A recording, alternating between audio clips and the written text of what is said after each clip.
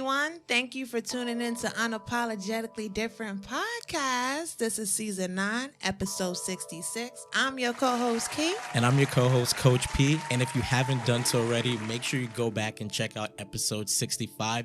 It's the season premiere for season 9. And we talk about Dwayne Wade and Marlon Wayne's reactions to homophobic comments.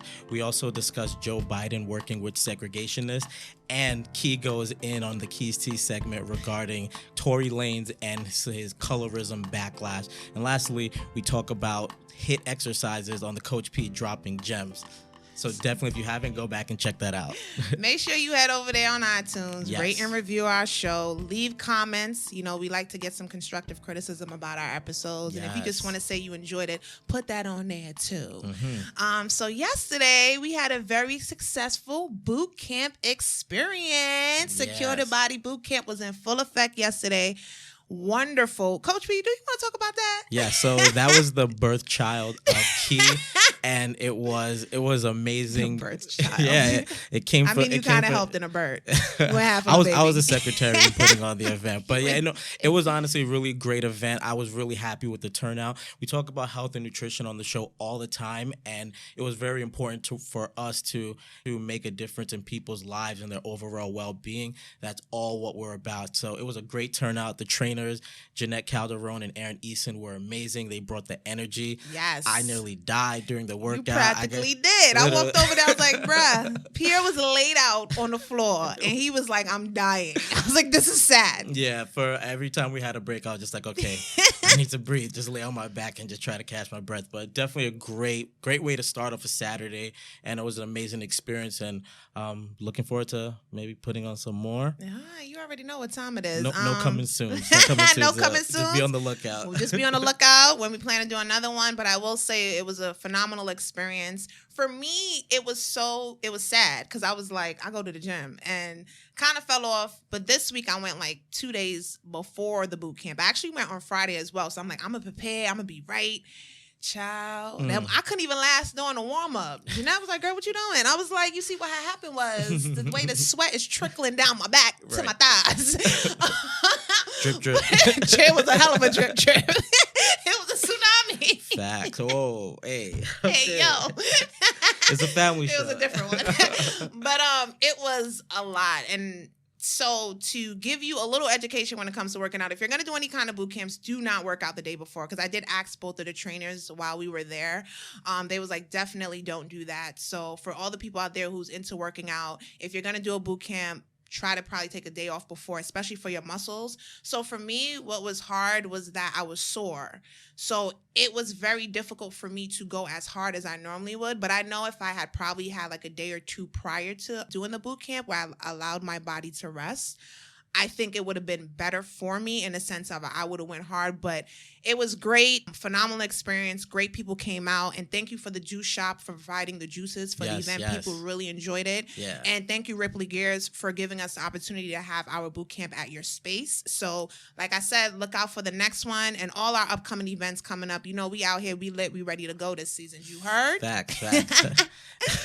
So instantly, all I'm thinking about the body was secured yesterday. It was fully secured. It's gonna be a hot girl summer. Hot girl summer, yes. Me and my friends are ready. We just started. So let's get into it now. So as you guys know, the Democratic debates did start this week. It was a little intense. They were streaming online, going viral. On the second night, Kamala Harris and Joe Biden were a part of the lineup. It got a little heated. Now, keep in mind, in episode 65, we spoke about Biden's controversial comments pertaining to segregationists and how that troubled Kamala Harris. Yeah. She did address it at the debate, which I thought was really good that she actually came full force to that point. And she said to him, she was like, I'm going to keep it 100. I don't think you're a racist, but I do think the comments that you made pertaining to working with segregationists really did hurt her. You know, she said that the comments that he made working with them, and even though they try to have a common ground, it affected her to some capacity. And throughout the debate, you realize why that was the case. Now, just to give you a little backstory, Kamala Harris took it a step further when she mentioned in the debate that Joe Biden opposed busing. Now, that was an interesting fact because that I don't recall that being brought up or his his approach or aspect to busing being affected in any way, or that he was opposed to it. So just to give you a little backstory, now busing happened in the past, particularly around 1954 up to 1970s, around that time frame, because it was a form of desegregating these schools and trying to make these schools integrate. So with that being said, children from certain areas were being bused to other schools so that they could all integrate. Yeah. And then to be more specific, in 1954, the Supreme Court found racially segregated schools to be unconstitutional due to the landmark case of Brown versus Board of Education ruling. Before Brown, schools for Black children were typically inferior to white schools and received far less funding from states. So that was kind of a result of that case. They was busing Black students into other schools and trying to integrate them. And then by the 1970s, the method had evolved in some districts into two-way busing. So now it wasn't just Black students being bused to white schools, but also white students being bused to minority schools, and Black and Latino students were transported to white majority schools. So it was kind of, everyone was being moved around in a sense. And it was a part of us kind of coming together, not to be segregated. I mean, at the end of the day, there's been a lot of controversies about that, about schools being integrated, because of the fact that there have been people who said that Black people have been at a disadvantage because they was integrated. They were better off separate. It's up for debate whether you agree with it or not. Yeah. But Kamala, I just want to give a little backstory about busing, because on our show we like to build awareness, and as to why she was so passionate about it. So to Kamala's point, the segregationists built their reputation of race in this country. So she was just like, how is it that you okay working with these people saying you reach a common ground, and one of the grounds that you claim you reach was trying to oppose busing, but that affected me. And to her point, she mentioned how there was a little girl in California who was a part of the second class to integrate public schools. And she was that girl. She was bused every day. And she spoke about that. And when she brought up that story, it was so powerful in the sense of her rhetoric and her tone. You could tell that she was borderline emotional. I felt like she was kind of holding back her tears type shit, and I was like, yo, I really feel her. Then she took it a step further, because she was like, you know, I'm gonna troll this shit out. She put the pictures of when she was being bused back in the day on social media. So it was like, she was like, I'm not just gonna drag you on this debate, I'm just gonna put up pictures, because you know this is the time now. She brought the receipts out. She brought the receipts out with the little pigtail. I was like, girl, you was cute. I mean, you look good now, but I was like, well, damn. So I'm glad that she kind of brought light to that topic and about his involvement in it.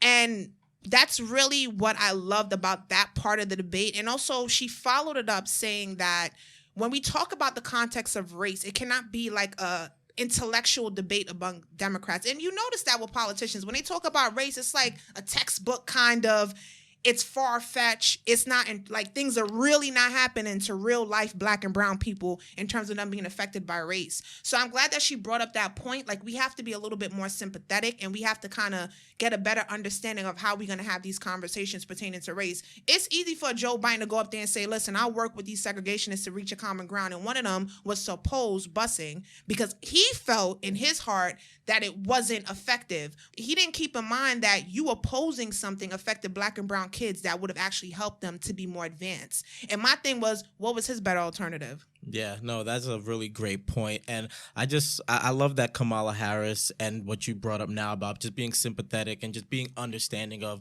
looking at it from other people's perspective, especially when it comes to politics. You may have your agenda and things that you're trying to accomplish, but all these actions have a reaction, and people are going to be affected in it in different ways. So that was a really good point. And so Biden's response was, he claims it was a mischaracterization of himself, and he did not oppose busing in America. No, we got receipts, bruh. Facts. But so he claims that, again, mischaracterization, and he wasn't opposed to busing, but he was actually opposed to it by the Department of Education. Well, Kamala's response to that was like the city council, it was a city council's local decision. Right. And that's the federal government should have stepped in and kind of basically came up with a better alternative to that. And he kind of was, he didn't really have a response to that, which I found it to be a little interesting. I just hearing grasshoppers. He was quiet, bro. When she said that she was that little girl, he looked at her. He gave her that look like, oh, that was you? Like, oh, well, yeah, she was coming out swinging like that. Maybe first debate. And he gave her that look like, nobody on my camp told me this. Like, it wasn't that look somebody's getting fired. We need Olivia Pope to turn Fix this this around. now. Fact. I needed all the secrets about this chick. So to give you guys some more backstory, in 1975, Biden supported an anti-busing measure, and he was going against civil rights proponent Jesse Helms. And also in 1976, Biden introduced a proposal to stop the Justice Department and a similar amendment in 1976 to halt the busing. And it's basically in real, direct contradiction to what he said, that he wasn't opposed to the busing. He tried to say that he didn't want it on the school handling it, the Department of Education, but from a local level. Right. Yeah. So, but then he was kind of copping out because he was like, well, that was the local schools. And then that's when she was like, on a federal level, they should have been involved and took more, should have more of an involvement in that. Exactly. And he actually sought direct support from Eastland, who we actually talked about in the last episode, one of the segregationists who was vehemently against integrating the people, integrating the children in the schools. So, and CNN actually found a letter that was penned during that time where Biden was actually saying thank you for the support that Eastland was providing towards his goal of stopping the busing. And it was this common theme which they were able to unite around. And it's just ironic because we talked about in the last episode how Biden was saying they got things done. They were on different sides. He wasn't a racist. But whoa. You said we, or was that you, Mr. Kumbaya? Let's be specific. You want me to pull up the recording? Wait, what do you mean? Oh, now it's what do you mean? Are you pulling a Biden? No. The last episode, I said he should be held accountable for working. You was like, well, they have to reach a common ground. Now we know what the common ground is, Coach P. Right, but no, that's what I'm saying. In terms of as more information starts to come out, it painted a really nice light, but you see that they were working. It sounds like he's saying Kiana was right. Did y'all hear that? I think I heard that. Nah, I'm a very big proponent of getting all the facts and actually seeing what the information is out there and making your decisions from there. And I think now that this new light's coming out, that he actually had these bills that he was putting out there to try to halt that integration and the busing, it speaks a lot about what his agenda was at the time and the work that they were getting done coming from across both sides. It's all right. You trying to clean up your little antics. It's cool, boo-boo. But speaking of, since now we know this new development. Right. Breaking news. Breaking news. Do you perceive him differently? Because last time when we recorded, you was on some kumbaya shit. You still on that?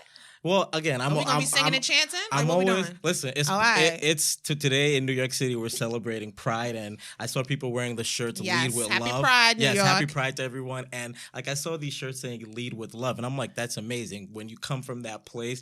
And listen. Yo, you ain't. Now he want to be cool. I hate you. He said lead with love. So you gonna lead with love with this? Listen, at the end of the day, I do want to get more information and kind of just see what was his thought process and why things were being done the way they were. But again, now that I'm getting more of this information, I'm not very go hung and Joe Biden, let's get it done. And also in 1975, there was an interview by a Delaware newspaper that the Washington Post was able to resurface. And did they research? They was like, pull this shit back up.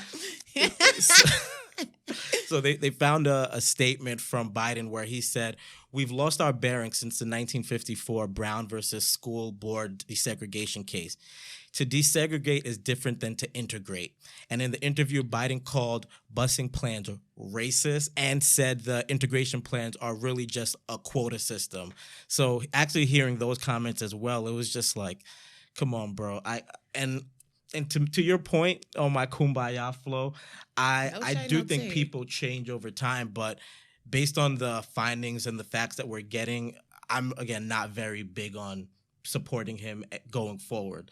Like Kamala, she came back swinging. She came back swinging. She had a few little hiccups a little bit earlier on, but it's like we got to make the best decision as we can. So it's really interesting learning all these new developments and kind of recalibrating at that, as more stuff comes out.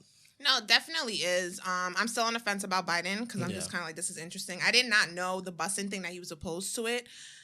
I guess for me, with him being anti-busing, the problem is that Eastland and these other segregationists wanted anti-busing because they did not want to integrate and bring all of everyone together in kumbaya.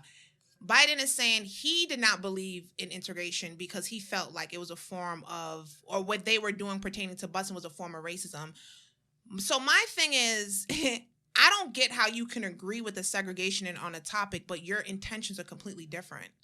Because allegedly, what Biden is saying now, years later, who knows if it's true? I just need to see another clip resurface later. or a fucking article with him saying the word and I'm like, oh, you lost my vote. No, you done lost now. But I'm confused because I'm like, Eastland and Biden's common ground had different intentions. Eastland purposely did not want to bring them together. They did not have no alternatives in bringing like different races or black whites together for that matter. But Biden's intent was that he's saying that it was racist. So if it was racist and you had an alternative, why did you have to work with Eastland to get that going? If he had an alternative that he felt at that time was more effective, instead of working with the segregationists that had a completely different intent from you, why not work with another group of people who actually saw your vision, saw your light as to what you do? Because people have said that, schools coming together and integration of black and white actually was a detriment to black people. There are talks that black people were actually more advanced back then when we were segregated. So if that was Biden's angle, allegedly, then why didn't you work with people that aligned with your angle than opposed to someone that had a completely different intention? That was my issue. I didn't see or get clarification from the debate pertaining to that. And I didn't like when he made the comment about like pertaining to him working in civil rights. He was just like, also he dropped the line of LGBT community. And I get that that's cool, do for everybody. But we were talking at that specific moment about busing and how it affected black people and racism. Don't try to drop a line about the LGBT community to say, oh yeah, I'm a part of civil rights and it encompass everything. I get what you're saying and I get your angle.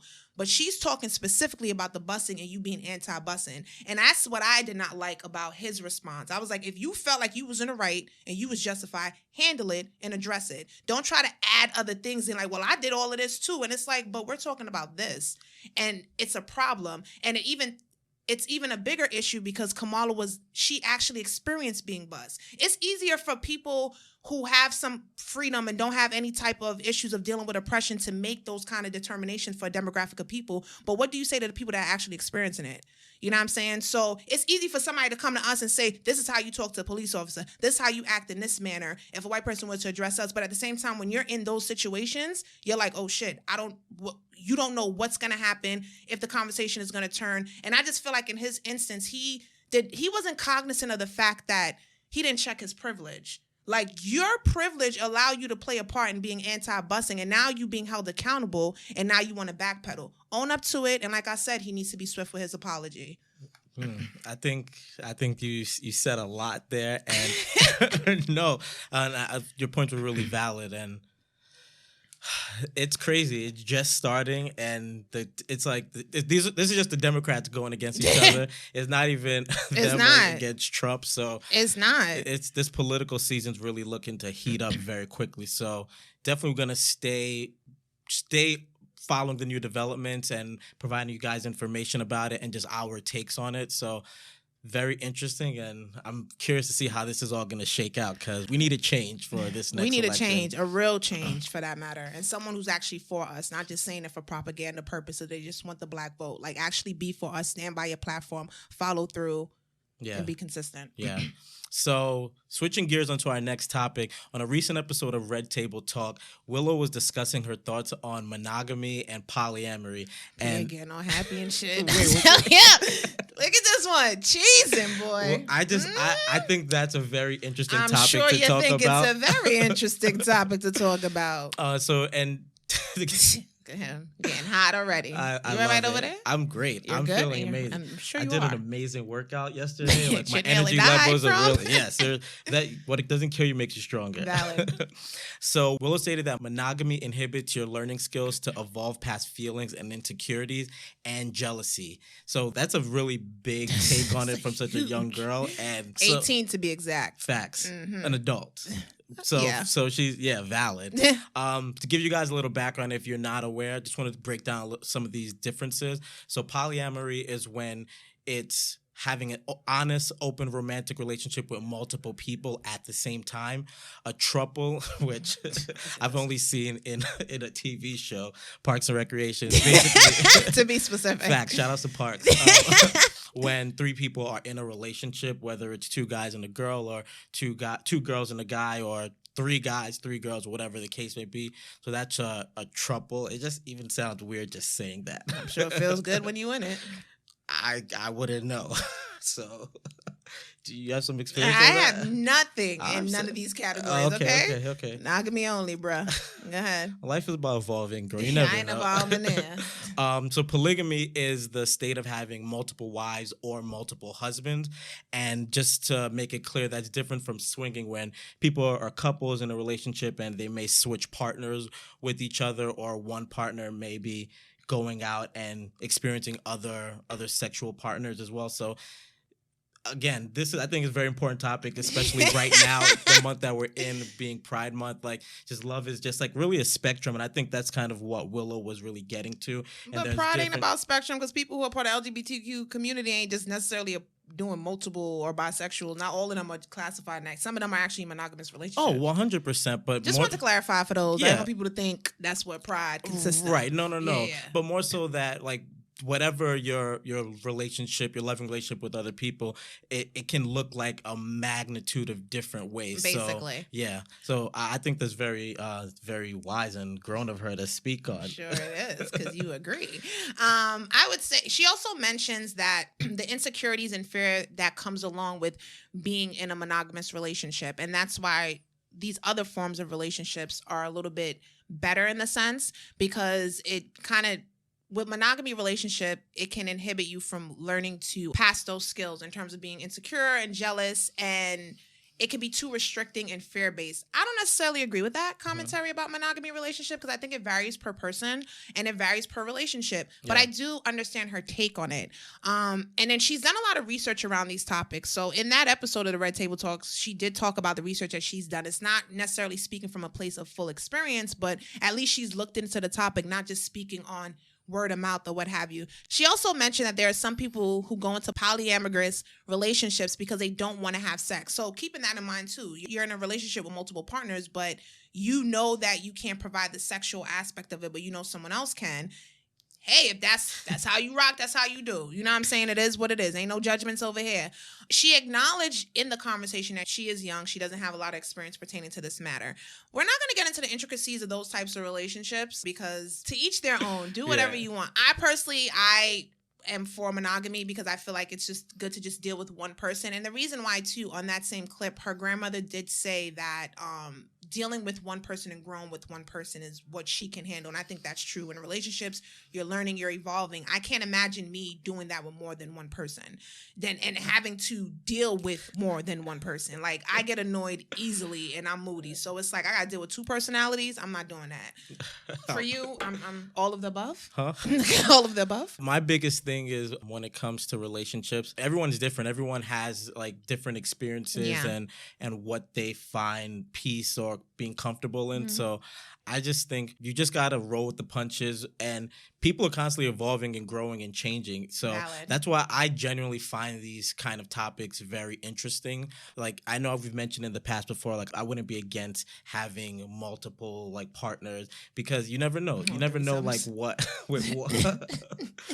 you never know like exactly like what your partner really wants. And I think it's very important, like having those open conversations, clear communication, and then just kind of growing and developing from that perspective. So, and that's true too. I think what I've noticed about her having this conversation around this topic is people's commentaries on it. They're like, yo, she's 18. Like, there was someone else that said like a comment of like, it's like me getting advice about college from a high school person, and basically discrediting what she's saying because of her age. And the reason why I find this to be so interesting is because I feel like in society now, where 1 minute we're saying give the youth an opportunity to be vocal about God knows what, let them speak, let them, do whatever.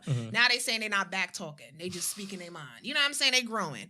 And then in the next stance, when they are vocal about things, we say, well, you're not old enough, or you don't have enough experience to talk on this, so you can't be vocal.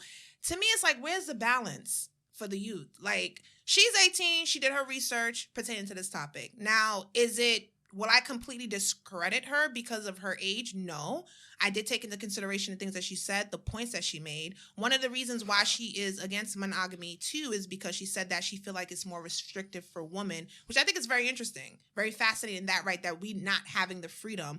So I'm glad that she spoke to it from that standpoint. I don't necessarily agree, but it's not because she's 18. It's because I don't necessarily agree with the concepts behind these different forms of relationships, because I know there's only one that I like. But I'm open to understand her stance on it. But to see people react and say that, and it's just like, so at what point are we going to allow the youth to speak their mind and be vocal about things, whether it's this topic, whether it's about the Parkland shooting? Because even with that, they was like, oh, y'all can't have this conversation. They was at a shootout. Like, what you mean they can't talk about it? They like, are you serious? So the problem that I had with her comments was, it wasn't her more so, but it was like the comments around it was like, she's just not there yet. And it's like, if you have followed Willow, if anybody has followed this girl, she has been woke since day one, and she's before her time. Like, she has always been that type to kind of go a little bit more advanced about things. But I'm just trying to figure out what the balance is for the youth. Like, what is the message we're sending to the next generation? We said we can't speak on this, but then in 1 minute you can, the next minute you can't.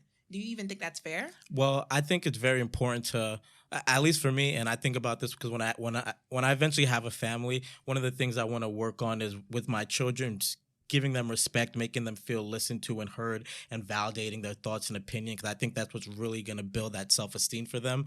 So at this point, she's 18 years old, and I think she's allowed to comment on these things. And I think it's important to hear other people's perspective, especially this next generation. The world is like evolving and changing so fast. And I think back in the day, people were very locked into 1974 day?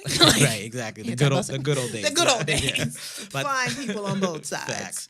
But I think people were very big on fitting into specific paradigms and situations. Big words. But like now in this day and age, you can live your life whatever is authentic to you. And that goes back to our show, Be Who You Are and Be Unapologetically Different. So I loved her comments about this. And it definitely, I can agree with a lot of the things that she was saying. So shout out to Willow. So switching gears, on this episode of Coach P Dropping Gems, I want to talk about relationships and dating, to be more specific, especially with the conversation we just had with Willow and monogamy, polyamorous relationships. Pierre's favorites. All of the above. So the reason I think this topic is really important, because when it comes to well-being, your relationships with the people in your life are very important. And there was a study that actually spoke about the importance of relationships and connections in terms of your overall well-being and longevity of life. And one of the really cool findings was that when you had a real good relationship, connections with people in your life, and it didn't have to be a lot of people. It could be your wife, it could be your family, it could just be close friends. Those were really more important in terms of your longevity versus your dieting or your eating habits, or whether you drink or smoke, which I thought that was very interesting. And one of the other things from the study, it talked about people who were elderly in relationships where one person died and then shortly afterwards the partner passed away. And I thought that really spoke to the importance of love and connection to human beings, and how when you don't have that connection to, even if it's just one person kind of grounding you, it shows how someone could just wither away and kind of pass on. So I thought that was really very interesting, and kind of wanted to segue into this topic for Coach P. So Key put me onto the article from XO Nicole where she spoke about pre-dating, and I thought it was really a very interesting one. I could see us having a little debate about this, and I just want to give you guys the disclaimer. This is coming from a male's perspective on dating and relationships. Not me. Okay. So the concept of pre-dating is the idea of, instead of doing a traditional date, which is dinner or dinner and a movie, you actually do something smaller and less expensive to pre-screen a date. And I think the first thing when I hear about this topic and of pre-screening and pre-dating, I think it's really important in terms of the perspective that you look at it. As someone who's been in the dating pool, I don't look at it as a pre-date. I look at it as being a real date, but you're trying to make it fun, affordable, and engaging. Yes. And I just wanted to give some examples of what I found are great, again, quote unquote, pre-dates. So I think about a picnic in a park where you bring your speaker, you have some music, you could bring some wine, some champagne, some fruits to snack on, maybe make some really dope sandwiches from home, and even do like a little bike ride in the park. Also, going to check out a museum. I think that's a great date because you get exposed to art, culture, and have really interesting, engaging conversations. Thinking about going to a zoo or an aquarium. Again, just really fun stuff, fun ideas where that you sounds free. But again, I love that you say that because that's fine. I just want to be clear. All right, and let them know this is your perspective, okay? Right, and yes, and I'm gonna love to hear your take on it as well. You will. In addition, I thought about like, especially being in New York City, we're really lucky in that regard. So on a hot summer day, you could get some ice cream and you could walk the High Line and talk, or even walk one of the bridges, Williamsburg, Manhattan, Brooklyn Bridge. It's funny. There's a dude that I know that say he takes his girls out for ice cream. I'm like, really? That's it? Who doesn't love ice cream? I mean, there's more to life than that. Continue. Facts. Additionally, I thought about doing hikes, being out there in nature. Again, benefits of being in New York City. There are free movies in the summertime, like movies under the Brooklyn Bridge, which are really dope. And just, again, you can kind of set up that picnic and get that nice romantic vibe where you can really connect with someone. Two more ideas I had were setting up your own paint and sip, like going to the promenade, getting your own little easel, having little drinks, and then doing like a little painting of like, the sunset. Exactly. I see you. Art shows get into your head, I see. Facts. And then coming soon, by the way. And then finally, the traditional just grabbing a cup of coffee. So that's for me why perspective is very key on it. Because if you look at it as a pre-date and that kind of makes you feel like you don't have to go all out. You don't have to be innovative, creative, or creating a fun environment. The next thing is you got to think about demographic and age and budget, because I'm, old. I'm old school, 30 years old out here. Boy, bye. Young ass. So I might be a little more stable than someone who might be younger. So you have to really take that into account, which is why I like those ideas that I put out there, because you can still engage, get to know someone, have fun, but also doing it within a budget. And I think it's sometimes guys may get a negative rap if they're trying to save money, but not everyone is in a place in their life where they're able to afford certain things. And I think it's important to look at it. Expensive is a relative term, because expensive for me now at 30 years old at this point in my life is a lot different than what was expensive for me at 18 years old when I was like in high school, or versus just being in college. Valid. So that's why I think it's very important to think about. Your version of expensive is very different from other people because you like to ball out of it. Let's be more specific, okay?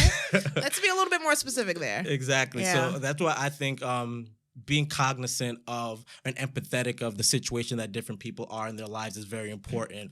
And another important thing for me, I think times have really changed. Like the world is evolving and transforming very fast. Like the dating scene has evolved a lot as well. Especially in our generation. Exactly. It's like dating apps on deck. Exactly. With the apps, dating is way more fast-paced. There's a lot less connections being made between people, and even less commitments, because people know I have options like in my back pocket in terms of swiping or with ghosting people. Shout out to Hinge.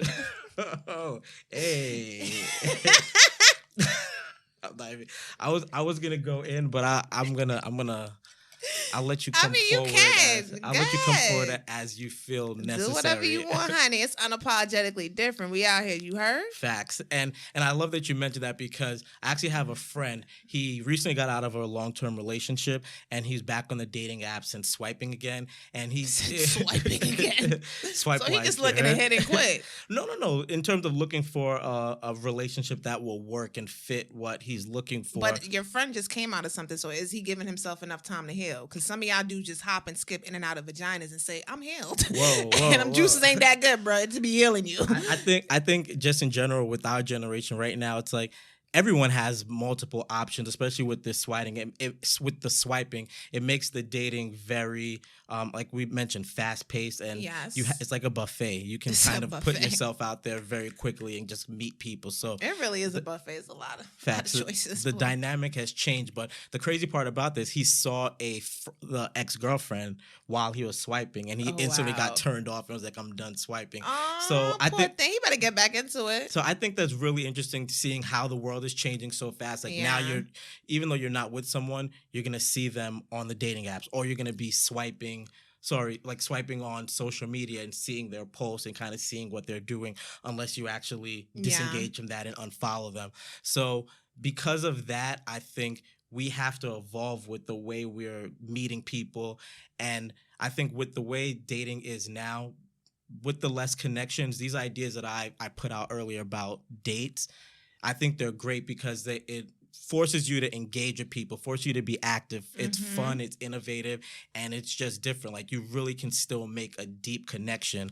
I think some of the negatives when it comes around dinner, sometimes that can feel very, very serious and very kind of boring, especially if you're not someone who can hold a conversation. And like a dinner date, it's like you might go out there and it's just like the girl may be turned off because it's not like the best environment. I personally love dinner. I love going out, grabbing dinner, and I think it's an awesome time, and you can have engaging, interesting conversations.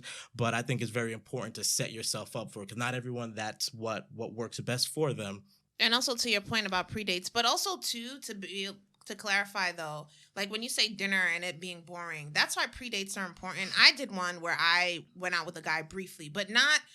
I see your examples and I think they're great, but for me, predates are like a quick coffee, a walk in the park, 45 minutes to an hour, probably an hour 15, because for one, you want it to be enticing, where it's like an hour 15, I get enough about you, I get a good feel about your chemistry or whatever, and then deciding if you want to proceed to a real date with that person. And also too, with a predate, keeping in mind that person doesn't necessarily have to pay for you. Now, when I went to go get coffee with the gentleman that I met, he paid, but I wasn't expecting it. And it was a great conversation we had. It was really good to the point that I followed it up and we had a date. And there was another incident where I did something like that with another dude and his vibe was off. Yeah. Like, we didn't even get to sit down. I was like, all right, well then I'm glad. That because made it really convenient. You know, it's super convenient. And I think the reason why too, to put it in context, the reality is when you go on dates, and I was a part of a Facebook discussion, you know how Facebook do, about dudes paying for dates. Like, when I tell you the thread was like 200 comments, I was like, this shit can't be real life right now. And it's a back and forth about guys paying for dates and but I'm like, yo, real talk though, and that to me is ridiculous. If it's gonna be a problem for you to take me on a date, you can keep your little coinage, honey. Okay? I don't need your little coins, and I damn sure don't need to play the food. But I think the pre-date context is very important because dudes claim they spend $1 gazillion on chicks on first date. Who knows? You know what I'm saying? But if you coming out of pocket and you spending like $400 or $500, if that, because some of y'all don't even touch that amount, like 100 or 2 on a first date, and a woman is coming on that date too, keeping in mind, a chick may not be spending bread on a date, but she got her hair done. Probably took her about 4 or 5 hours in the salon, and it probably took about $200-$300. Then we talking about makeup. Fenty Beauty is not cheap. Shout out to Riri. I love you, and I'm still gonna purchase that shit because I just love it. You, Riri. So keep in mind makeup, and then if she's getting an outfit, that ain't cheap. Put all of that together and what y'all paid for a meal. And then, of course, y'all get y'all little haircuts. And if you even purchase some items for the thing, that's a lot of money combined on both sides. And that's where people need to realize. Dudes think I spent a lot on a date. Imagine how much effort a woman put in to get ready for that date. That is just as cost effective. So I think the pre-date thing, that's why it's good, especially in our generation. Whether you find somebody through an app or you organically meet on the street, just have a quick, let's grab coffee, let's talk. And I'm really good at reading people. So I could pick up if I like your vibe, if I even want to move forward. And then decide if you want to go all out on the first date. Maybe the first date, y'all be like, let's just go to the movies. Simple, light, whatever. It ain't no Hamilton play, but it's something. You know what I'm saying? So just keep it 100. Like, And I think it's good in terms of convenience sake, and to your point about guys spending money and you don't know people's financials, and then, and if you really want to go all out for that person, I would hate to go all out on somebody on a date and it's like, I don't really care to be with you. But if you had like a pre-date where you gauge them, then you could decide how much you're going to go all out on that first date. Are you going to do Hamilton's Play? Or are you going to do a movie? Or are you going to do a walk in the park and set up a really nice picnic setup where it's like, oh shit, we have Polo Classic. Like, make them feel, no, I'm serious. If you want to be creative, it's them a little champagne. Exactly. Stuff like that. So I'm for pre-dates. I think they're great. But to the ladies out there, if you do it, like I said, don't expect if you go for coffee or get ice cream, the guy to pay, and don't look down at him because it's a pre-date. It's not really a date. It's just, honestly, I call them meet and greets, and I love them shits. So do it. And make it simple. Coffee is $3-4 a pop. Make it real simple. If you don't like coffee, get some tea. Like, don't do anything that's gonna be more than $10. I'm gonna keep it 100. Facts. And just to give my final words about the pre-date, make it fun, make it engaging, and try to be innovative. Like Key said, make it simple, but still create like an ambiance, a vibe, and just make it a fun time. Also, just really be understanding. Not everyone is in the same place financially, emotionally, mentally. So you kind of have to just be willing to meet people where they're at and kind of develop and grow from that point. Perspective is definitely key. And just because it's a pre-date doesn't mean you can't put the same thought and energy into the date, and really just showing like you really thought about this and really want to engage and have a good time with the person. But don't overly stress and worry about it either. So find a balance with the pre-dates. Facts. And then lastly, time and place for everything. Sometimes dinner, candlelit, really nice is very appropriate, and if you trying to go get ice cream, it's a bad look. So always just be cognizant of that and just act accordingly. So yes, that's the Coach P dropping gems today on dating and relationship. Now we're gonna move into Keys T. You talking shit? Nah, just spitting facts. It's Keys T. You already know what time it is, all right? To Keys T. Now, I don't know if you guys were watching the BET Awards. Lizzo did an epic performance about her song Truth Hurts. She was twerking on stage. I love everything about it. It was super dope. Unfortunately, as of recent, she was a headliner for the Summerfest Music Festival in Milwaukee, Wisconsin. She's making moves out here. Secure the bag, honey. Secure the bag. And unfortunately, her entourage was tackled by a security guard at Summerfest. They were tackled and attacked, to be more specific, and members of her team were really affected by that. Also, too, the way that they were treated, they didn't understand how it led to all of that, and especially them being a part of her entourage. And she is a great singer, so it's just like, how is it that this performer is headlining this show and this is happening to her crew? Lizzo did a great performance, but she did tweet, tonight was beautiful, you are beautiful, but the struggle ain't over. Racism and bigotry don't care if you're a headliner. Thank you for Summerfest. We will be filing a complaint against that bigoted security guard, and I hope you'll be cooperative in seeking justice. So, yeah, it was really sad that she had that experience, and it kind of tarnished her performance in the sense that she wasn't able to enjoy it for what it was. Like, to be a Black woman and to be in this industry and to be a performer and to be in a position where you're getting, not only like you're getting recognition, but you're being on this platform, and now that was taken away from you because of an experience that you had or because of your entourage having a racial experience, is something that needs to be addressed. And this is not the first time a racial encounter has happened in the past recent months with some of these performers. Even Meek Mill had a racial incident with the staff at Las Vegas Cosmopolitan, and they actually issued an apology. And Caesar at Sephora had a racial encounter when she went to go buy Fenty. I was like, I wish a Sephora employee will, because I'm like, I'll be in Sephora getting my joint. So imagine if somebody come up on me, I'm like, let me hit up Riri, because we're not doing this today. So I find it's, to my point, I think it's sad that you have, and whether you are an entertainer or whether you are a regular person, you should not be facing any form of discrimination or racism in any capacity, no matter where you go.